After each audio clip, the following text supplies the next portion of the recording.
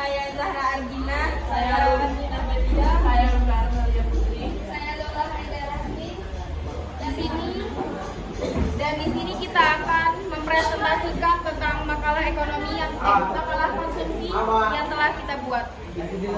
Pengertian konsumsi yaitu merupakan suatu kegiatan yang bertujuan mengurangi atau menghabiskan suatu barang dan jasa dalam rangka pemenuhan kebutuhan dan kepuasan secara langsung.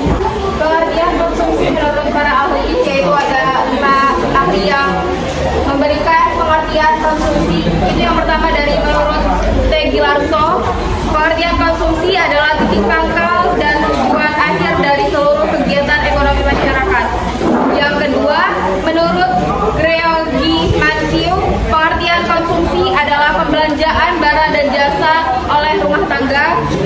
Yang ketiga, menurut Kamus Besar Ekonomi KBBI, merupakan kamus arti konsumsi adalah tindakan manusia untuk menghabiskan atau mengurangi kegunaan utility suatu benda baik secara langsung atau tidak langsung pada pemuasan terakhir dari kebutuhannya.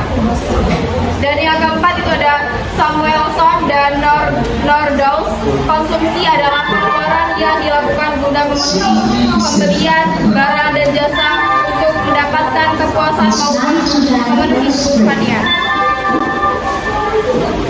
Dan yang kelima, itu menurut Abdul Halim, konsumsi adalah pengeluaran konsumsi rumah tangga mencakup pengeluaran yang dilakukan oleh rumah tangga untuk mendapatkan barang dan jasa sebagai kebutuhan hidup sehari-hari dalam suatu periode tertentu. Contoh kegiatan konsumsi dalam kehidupan sehari-hari. Yang pertama, seseorang yang membeli daging ayam untuk digunakan sebagai bahan sup atau kari. Yang kedua, seorang ibu membeli baju lebaran untuk keluarganya menjelang hari raya. Yang ketiga, seorang siswa membeli sepatu untuk digunakan saat sekolah. Fungsi konsumsi. Tujuan konsumsi lainnya diantaranya: 1. Mengurangi atau menghabiskan nilai guna suatu barang sekaligus. Yang kedua, mengurangi nilai guna suatu barang dan jasa secara bertahap. 3. Pemenuhan jasmani dan rohani. 4. Memuaskan kebutuhan secara fisik. 5. mendukung aktivitas produksi. Dan 6. Mendapatkan upaya memenuhi garis rumah minum untuk bekerja. Yang ketujuh, sebagai titik awal dan akhir kegiatan ekonomi. Ciri-ciri barang konsumsi. Barang konsumsi memiliki manfaat. Barang konsumsi digunakan untuk memenuhi kebutuhan hidup. Barang konsumsi dapat memenuhi kebutuhan hidup. Barang konsumsi merupakan barang ekonomi yang diperoleh dengan pengorbanan. Ciri-ciri kegiatan konsumsi dibagi menjadi 4. Yang pertama dilakukan secara langsung. Yang kedua barang kegiatan konsumsi. Yang ketiga barang dan jasa yang dilakukan sesuatu berkurang. Dan terakhir memiliki nilai yang bermanfaat. Faktor yang mempengaruhi konsumsi itu ada 8. Yang pertama, penghasilan. Yang kedua, tingkat pendidikan. Yang ketiga, harga barang dan jasa. Yang keempat, jumlah keluarga. Yang kelima, jenis kelamin. Yang keenam, selera dan gaya. Yang ketujuh, adat istiadat dan kebiasaan. Dan yang ke-8, tingkat bunga ahli ekonomi klasik. Teori konsumsi. Yang pertama, teori konsumsi John Maynard Keynes.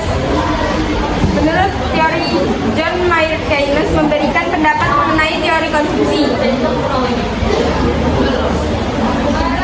Yang kedua, Ernest Engel.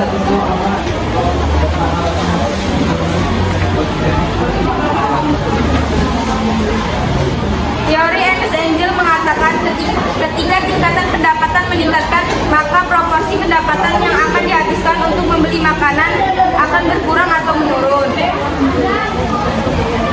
Yang ketiga, teori konsumsi siklus hidup.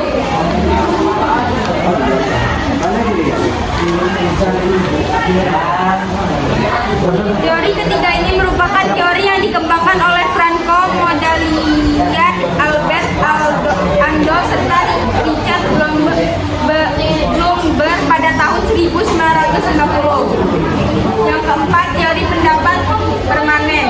Teori konsumsi yang kedua merupakan teori yang berpendapat bahwa pendapat mengaruhi tingkat konsumsi seseorang.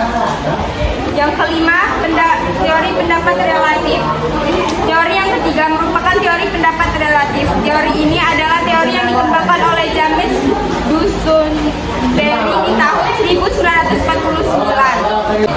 Dampak negatif dan positif yaitu ada dua.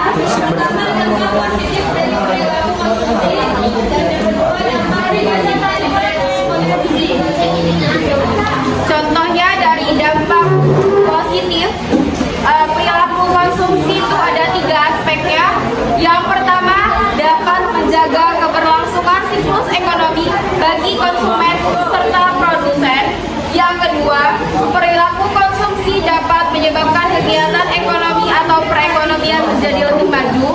Yang ketiga, perilaku ekonomi membuat arus perputaran barang serta jasa menjadi lebih cepat sebagai konsekuensi atas tindakan dari konsumsi yang berkelanjutan. Dampak negatif dari perilaku konsumsi itu memiliki 3 aspek. Yang pertama, sikap konsumtif.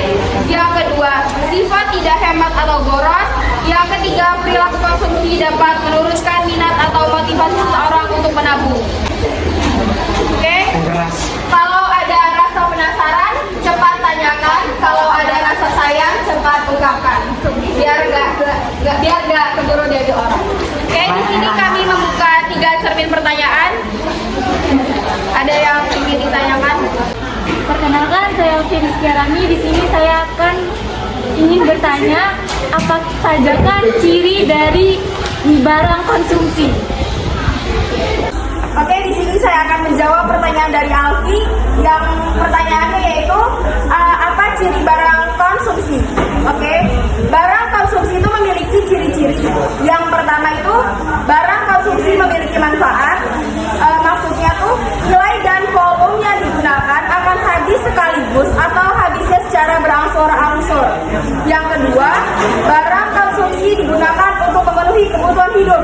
Misalnya, jika penggunaan traktor, cangkur, palu, dan sebagainya tidak termasuk ke dalam kegiatan konsumsi karena barang atau benda tersebut masuk ke dalam produksi. Yang ketiga, barang konsumsi dapat memenuhi kebutuhan hidup.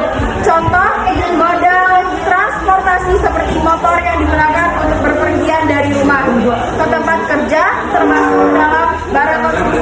Dan yang keempat, barang konsumsi harus merupakan barang ekonomi yang diperoleh dengan pengorbanan. Apakah cukup, Alfi? Oke, terima kasih. Perkenalkan, saya Marsha dari kelompok 3 ingin bertanya, yaitu sebutkan salah satu contoh teori pendapatan permanen. Sekian, terima kasih. Wassalamualaikum warahmatullahi wabarakatuh. Di sini saya akan menjawab pertanyaan dari Marsha, yaitu kelompok 3. Pertanyaannya yaitu sebutkan contoh pendapatan permanen.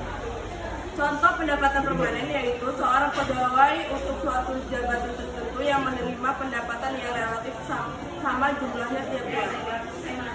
Mohon maaf apabila ada kesalahan kata atau jawaban yang kurang pas menurut kalian. Kami akhiri. Wassalamualaikum warahmatullahi wabarakatuh.